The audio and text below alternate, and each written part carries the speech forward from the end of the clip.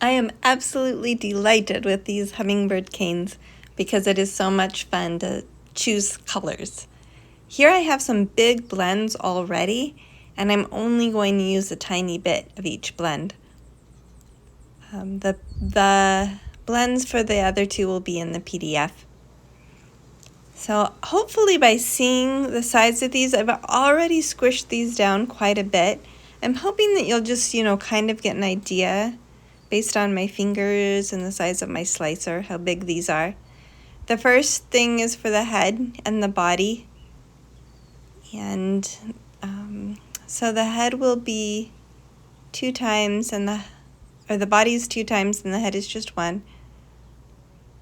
So this is the body. And actually I'd like the head to be even smaller. It's not quite 1/3, maybe just a little bit smaller. But here's for the head, and then we'll shape it actually into a head and a body. So here I'm shaping the head. I won't show you the whole process, but I'm pinching the beak part very sharp, and then the back of the head will be just gently pinched. Have a kind of a half circle shape here. So that's for the beak. And that's the rest of the half circle. And we'll press all of this together. I might use a roller here to press that down, a roller for the edges, especially if your fingers hurt, you can use a roller. That's for the tail right there. So I'm pinching the tail, rounding out the back just a little bit. So the shape will be something like that. We'll change the shape several times before this whole thing is finished, but that's the basic idea. You can do that, right? You got this. So now I just want the other half circle. So that's how you know as far as size and proportion. It's pretty much half, maybe a little bit bigger than half. This one I'm going to pinch the part for the beak, but the other part, I don't gather that. See how that's more of a triangle and a half circle together? Now, but before I actually put them together, I want an eye. And that's one thing I love about this bird, or actually other animal head. If I start with 2 different pieces, it's really easy to insert the eye in the correct spot. I have the eye go out extra, as you've been probably seeing me do, because I don't want the eye to disappear. So at some point it'll squish and look bigger than it actually is, but I don't want it swallowed up. So I can at least ensure the eye of all things won't be swallowed upon reducing. It takes some time to make sure that where it comes together is nice and sharp and perfect little line there. And there's our head. Now we will add the body, and the body could be all white. You could have any color. I just decided to add some rainbow. So again, you have to eyeball it. I'm not exactly sure. Maybe it's close to the size of the purple. Maybe a little bit bigger, because this is not going to fill the entire green. See how there's a lot left over for the tail? And I don't want those as separate as they look. I really want those really squished together, because you'll notice the throat and stomach, the throat and body of these birds, the back of the neck, it's not very distinct. They kind of look like one big blob. So I push them together and then I roll them out again, but I want that section right there really smooth. Nice and smooth, it's all kind of squished together. Cute little hummingbird.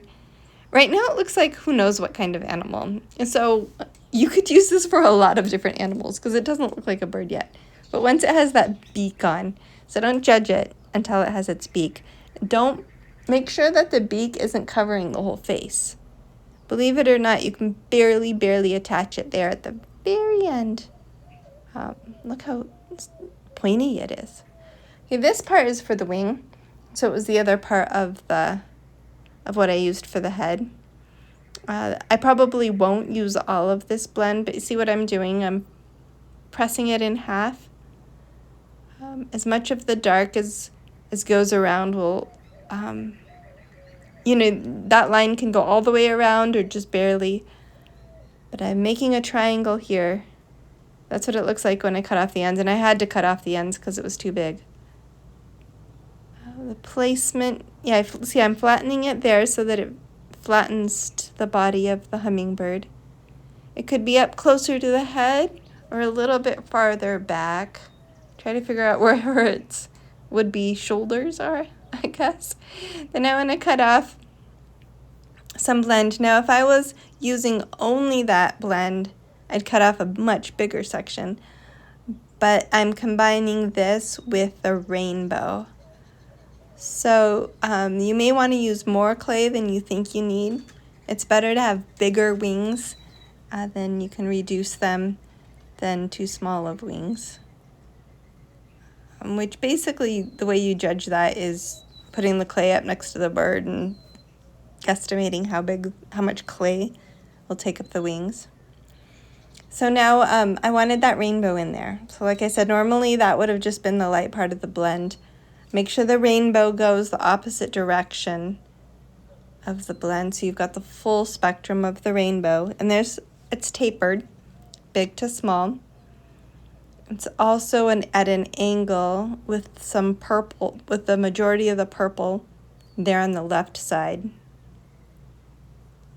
So it's really important to have that shape already, because when that left side is lower, see how it's starting to create a fanned shape? And that's the wing. I love it because it makes the wing so nicely. It's still not perfect, so it's still going to need some gathering together. And I like to spread that dark purple so that inside almost looks like it's pure dark purple. And that's where that triangle I made belongs. So I'm smoothing this out and drawing them together until what time I feel like that will fit in there. So the shape of that wing is a tall triangle. Make it the size that you want. Make sure that the sizes of wing and body work for you, which may mean you have to cut off some wing or cut some part of the body off, but it's better to have the whole thing the way you want. Now you have to be super careful here to avoid air bubbles. And wrap it in the thickest setting on the pasta machine.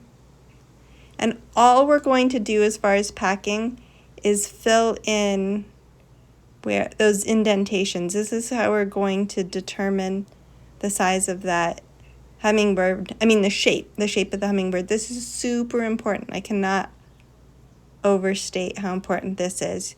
You can reference it in the PDF. This one's actually still too big. It's subtle.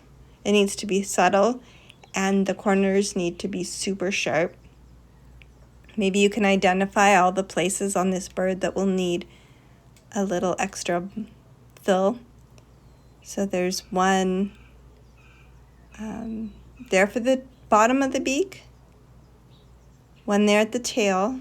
That tail really needs to be separated just a teeny bit under the belly there, and on top of the beak, and then on either side of the wing there. But I didn't do a good job. The top of that head shouldn't poke out, so be super careful for that. I have an entire second video that shows the whole reducing of this cane.